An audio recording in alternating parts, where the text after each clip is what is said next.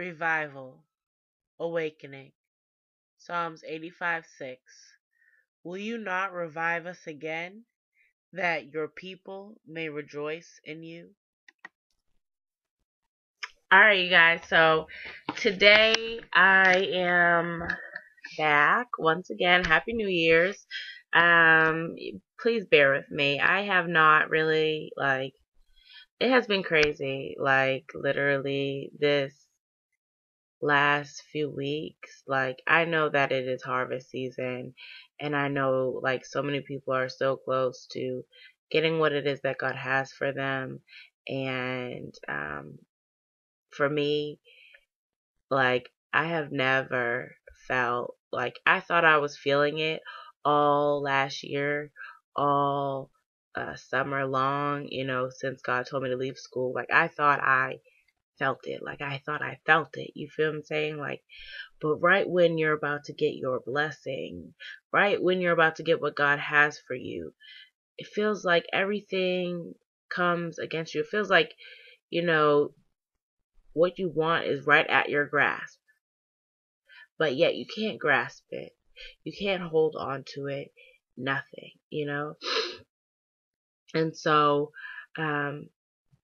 we're going to be in 2 Kings chapter 4 now. I use this example of this woman all the time.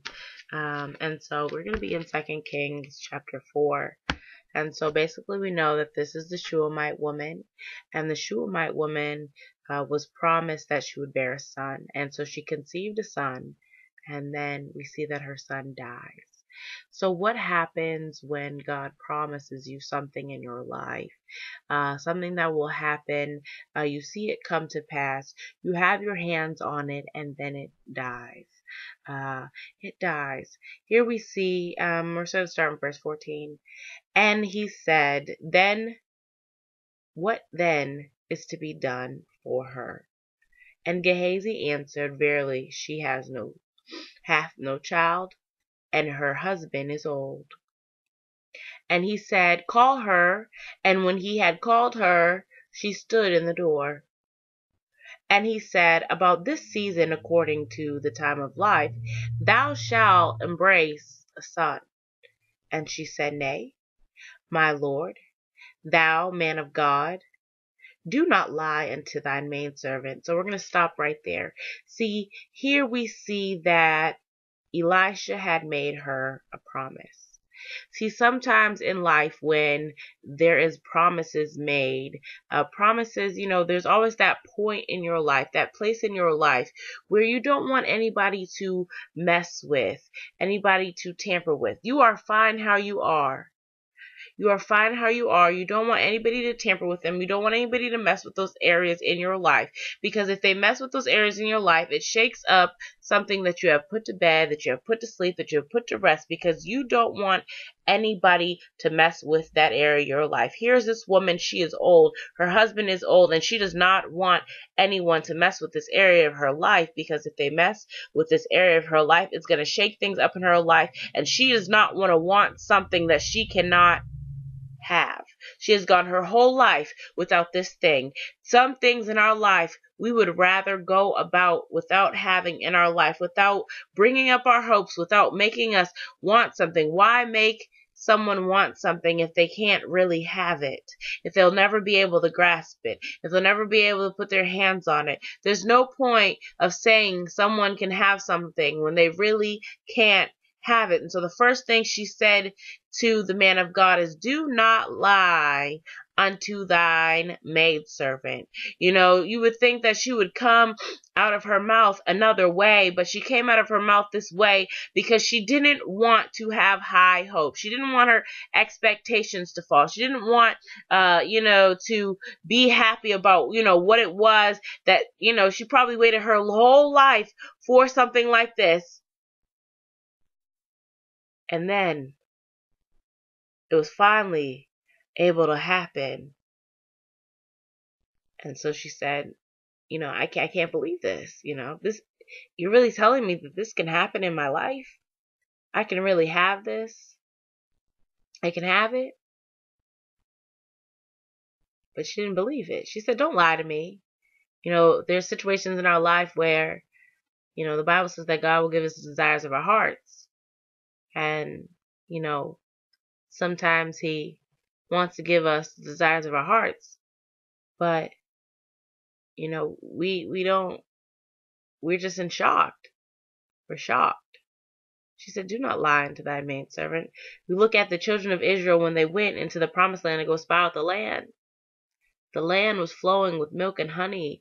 It was rich. It had everything that, you could imagine. It was just what the children of Israel needed, what they've been longing for. Imagine them being in Egypt day after day, wanting this so bad, their whole life in slavery, and then actually getting to see it. And I bet their disbelief came because they thought that it was a lie. I can have this. This is for me. I can have it. See, a lot of the times we don't want what's right in front of our face, not because we don't want it, but because it's too good to be true. Here's this woman. This is probably her dream, her desire. I want this so bad. But it's right in front of her face. And she can't believe it. Why? Because she doesn't want to be lied to. She doesn't want to be disappointed. So I'm going to put up the first few questions and then we're going to carry on. All right, you guys. Is there something in your life that if God said you could have it, you wouldn't want it? Because if it didn't come to pass, your world would feel like it crashed? What is that thing? What is the importance of it to you in your life? And why is it important to you? Alright, so here we are in verse 17. And it says, and the woman conceived and bare a son at that season that Elisha had said unto her, according to the time of life. And when the child was grown, it fell on a day that he went out to his house, to his father, to the reapers. And he said to his father, my head, my head. And he said to a lad, carry him to his mother. And when he had taken him and brought him to his mother, he sat on her knees till noon, and then died. And she went up and laid him on the bed of the man of God, and shut the door upon him, and went out. And she called unto her husband, and said, send me, I pray thee, one of the young men, and one of the asses, that I may run to the man of God, and come again. And he said, wherefore wilt thou go to him today? And it is neither new moon nor Sabbath. And she said, it shall be well. And she saddled an ass, and said to her servant, drive and go forward, slack not thy riding from me, expect, I bid thee. So she went and came unto the man of God to Mount Carmel. And it came to pass that the man of God saw her afar off. And he said to Gehazi his servant, behold, yonder is the Shulamite. Run now, I pray thee, to meet her, and say unto her, is it well with thee? Is it well with thy husband? Is it well with the child? She answered, it is well. And when she came to the man of God to the hill, she caught him by the feet. But Gehazi came near to thrust her away. And the man of God said, "Let her alone, for her soul is vexed within her, and the Lord hath hid it from me, and hath not told me."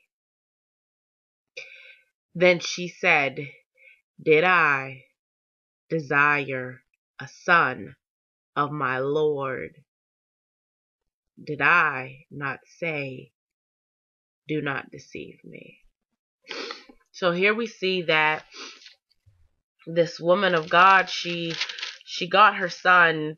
She got to hold her son. She got to embrace her son. She got to raise her son. Her son was walking with the Father. He was talking. That means he was alive for some time. She embraced the promise. She embraced what she longed for so long. But then it said in verse 19, and he said unto his father, "My head, my head." And he said to the lad, "Carry him to his mother." And when he had taken him and brought him to his mother, he sat on her knees till noon and then died. Have you ever had something in your life that you wanted so much, but it just died there? You embraced it. You nurtured it. You loved it. You did all you could do. And it died. You remember Lazarus in the Bible? Mary and Martha cried out for Jesus. They cried out for Jesus. They sent for him. Jesus, her brother's dying. Come. But he never showed up. I wonder how they felt. They wanted their brother to come. They wanted Jesus to come, heal their brother. He can do it. He can do it now. Do it while he's still alive. Do it while he's still alive. Come here now. Why, things are okay, God. Show up. Show up. But Jesus never showed up. They had him right there. He was still alive. We see this woman. Don't lie to me. She didn't want to have to hold something, to have something, to be so close to something in her life, only to watch it die in her life. Mary and Martha did the same thing. As soon as they found out their brother was sick, they went straight to Jesus because they didn't want to have to nurture and bury and take care of their brother while he's sick and then bury him. We don't ever want to have something in our life only to bury it. So sometimes what we do is we'd rather not have it at all than to have it. Because if we have it, and then we have to bury it. I remember growing up, I used to talk about how, I used to be a prostitute growing up. And one of my reasons behind my whole, prostitution was, I didn't have my family. I wanted them to love me, to be there. And so I figured, if I can just sleep with guys and never fall in love, love doesn't exist. If I can never fall in love and never love someone, then I never have to worry about another person leaving me. Because if I'm so numb and they leave, I can just keep moving. I can move on to the next person. and the next person and the next person. And I don't care if they just keep leaving too. It doesn't matter because I'm never going to get my emotions in the way. You never want to have, I remember when God told me to leave college and he said to me that, he wanted to give me a family. And I said, well, I don't know if I want this, God, because you don't want to have to lose something, that you don't have. You don't have to lose something if you don't have it, but the second you have it, when you lose it, then it's hard. Why would you ever want to lose something like that? So you'd rather not have it at all because you'd rather not lose it. And so I understand how this woman feels, because when you look at her, she was vexed. As soon as she realized that what it was that she embraced, what she had died, she wanted to go straight to Elisha. She had to go straight to Elisha. She was mad. She was heated. You said that I could have this.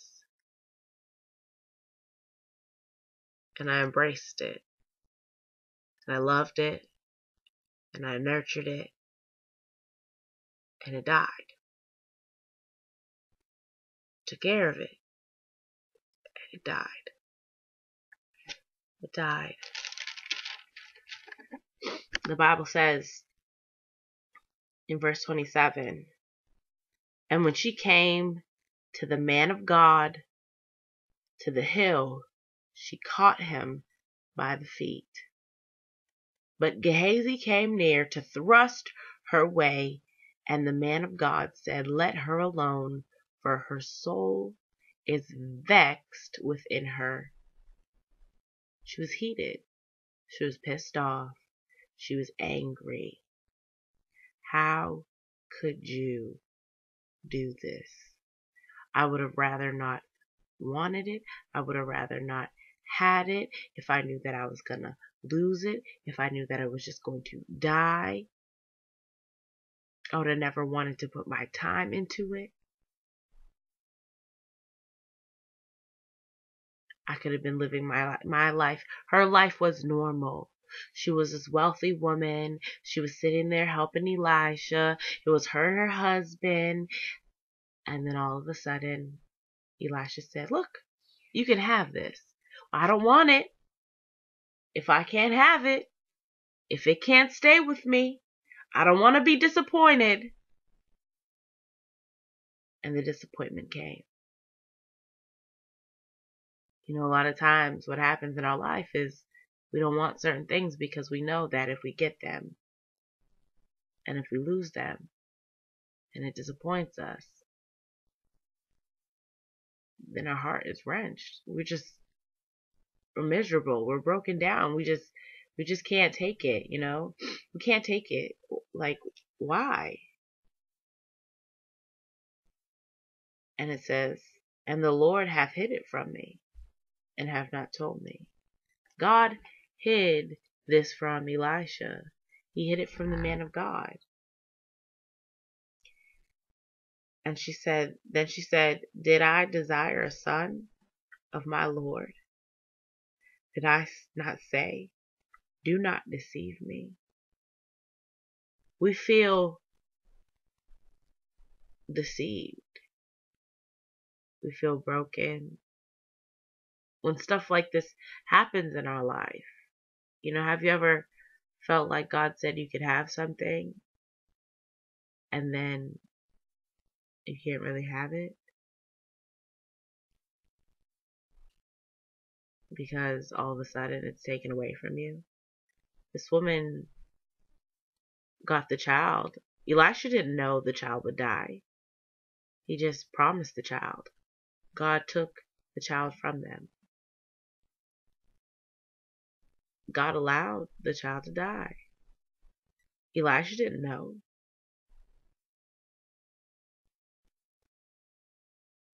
Did I desire a son of my Lord?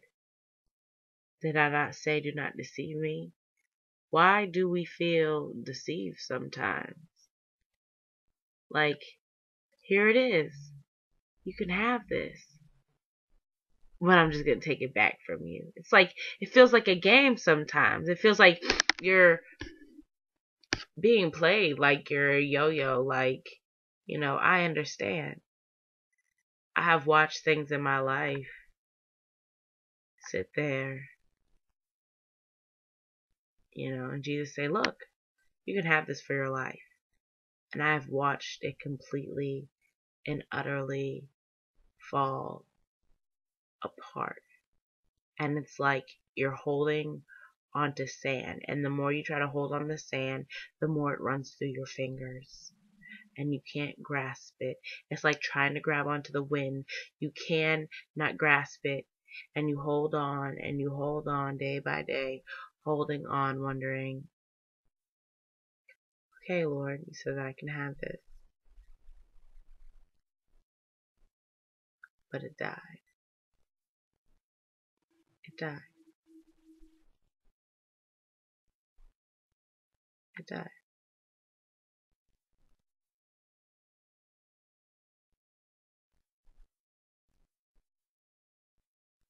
There's nothing left to it. And it's not like the child didn't die in the field. The child died on the mother's knee, in her arms. In her arms. Alright. I'm going to put up the next few questions and then we're going to carry on. Have you ever felt deceived by God because what He gave you was taken away from you? Have you ever felt like there was a situation in your life that was out of your control, but knew God could fix it if you just show up? Define vexed. Alright, guys. So in verse 29, then he said to Gehazi, gird up thy loin, and take my staff in thine hand, and go thy way.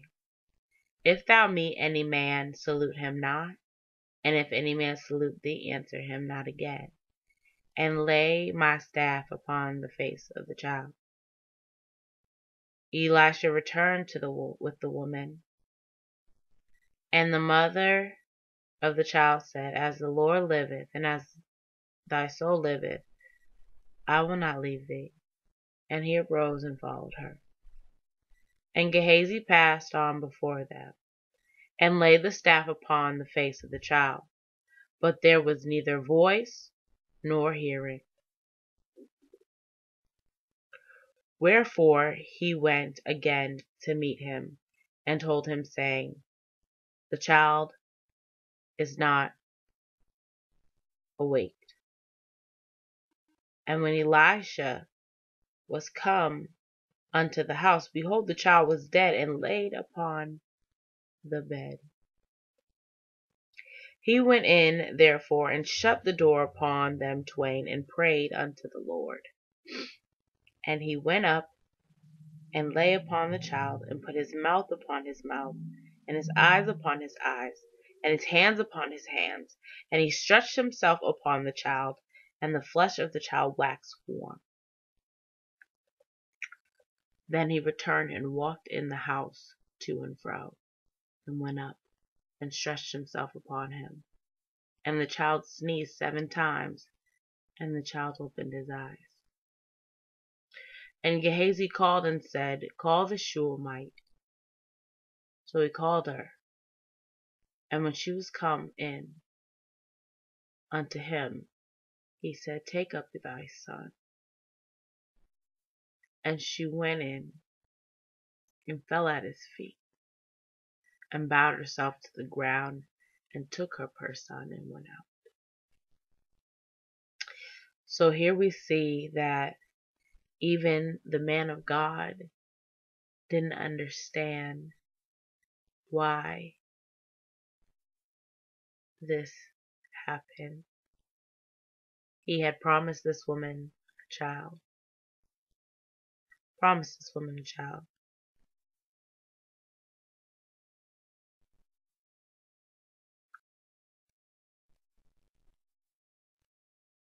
And then the child died. And he had Gehazi go ahead of them. And it's never really, it never really seems true until you see it for yourself, you know. And it says in verse 32, and when Elisha was into the house, behold, the child was dead and laid upon his bed. The child had died. And he did whatever he could do. And he prayed to the Lord.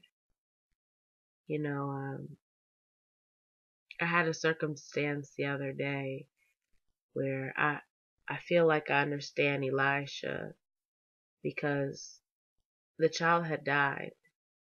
And Elisha is only a man of God. He's only a man. He's only a human. He couldn't give this child life even if his life depended on it, because he is not the person who gives life. God is. The other day I was in the hospital, and my friend got shot 6 times, and we prayed. Before we prayed, God had given me the scripture about how, about how he's in control, and that, we're just people, and if we think that we can do anything, we are deceiving ourselves, because we're just people. We can't bring life to dead situations. God is the giver of life. He's the giver of life. Since the beginning with Adam and Eve, he breathed life into Adam and Eve. In the valley of dry bones, he had Ezekiel prophesying to the dry bones, but he is the one who gave them life. He gave them life. And there I was, praying for my friend not to die in the hospital, praying that God wouldn't move his hand, that he'd survive. And he died. It's hard when you're just a person. I can imagine just being Elisha, just praying and praying over the child, just hoping God would allow life to come back to this lifeless body. Maybe there's a situation in your life where, God said, I'm going to restore your family. And ever since he said that he'll restore your family, the situation has just gotten worse. Or maybe he said that he'd restore your marriage, and ever since then, your marriage has gotten even worse. It seemed like, you had a grasp on it, like it was going to get better, but it just got worse. It just got worse. Gehazi, he couldn't even get the child to wake up. Elisha, I bet Elisha, being in faith, that's really, I could just imagine him, knowing that, okay, Lord, I promised this child that she'd have a son, and the child died, and Elisha had to have faith that God would raise this dead child. What was he going to do if the child never woke up? If the child never had life? How would he explain to the woman, I'm so sorry, but God is not going to wake up your child? God is not going to bring life back to the situation. Gehazi went. The child didn't wake back up. Elisha came. And it says, and he went up, and he lay upon the child, and put his mouth upon his mouth, and his eyes upon his eyes, and his hands upon his hands. And he stretched himself upon the child, and the flesh of the child waxed warm. I bet I can imagine Elisha as he sat there, and this dead boy comes back to life. How much joy in his heart did he feel? Because when he got the news that the child died, he had said, and the Lord hath hid it from me, and have not told me. Because the woman's soul was vexed. What was wrong with her? Her child had died. Something she had nurtured, taken care of. You know, maybe your ministry has died. Maybe your family, everything around you that you have tried to do has just died. But it says, and the child's flesh waxed warm. And then he returned and walked into the house to and fro, and went up and stretched himself upon him, and the child sneezed 7 times. And the child opened his eyes. And he called Gehazi and called the Shunammite woman. As soon as he realized that there was life back in the child, he called for the mother. So he called her, and she was come into him and said, take up thy son. You know, you can only imagine what it's like to think that you've lost something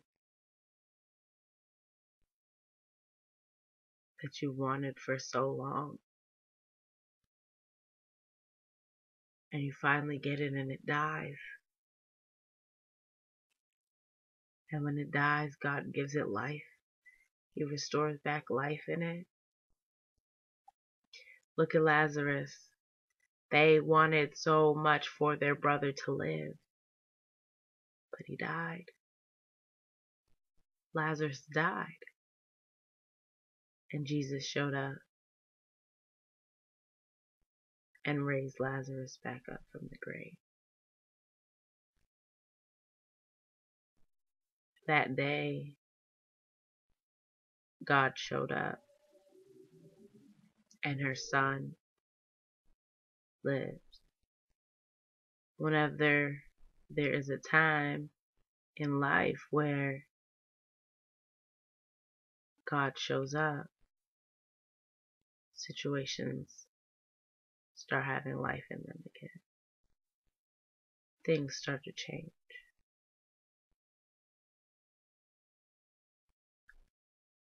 You know, we don't ever have to be afraid to want things and afraid that we'll lose them, especially if it's God giving them to us. You know, God has a plan. You know, God has a plan. You know, I look at the Shunammite woman, and as soon as she lost her son, she knew exactly who to go to.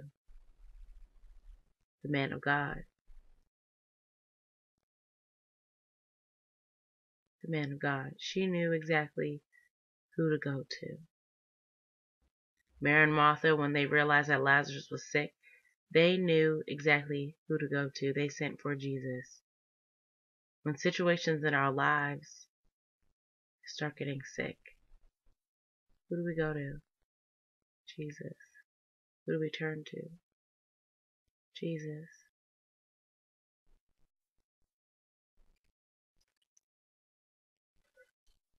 So, yeah. I'm gonna put the last few questions, but have you ever felt so helpless in a situation, knowing you're only a person and can't fix it? Do you know that God is the only giver of life? Have you gone to Jesus about your situation? Has he shown up yet? All right, you guys. Thanks so much for tuning in. Until we meet again. All right, you guys. God bless. Peace.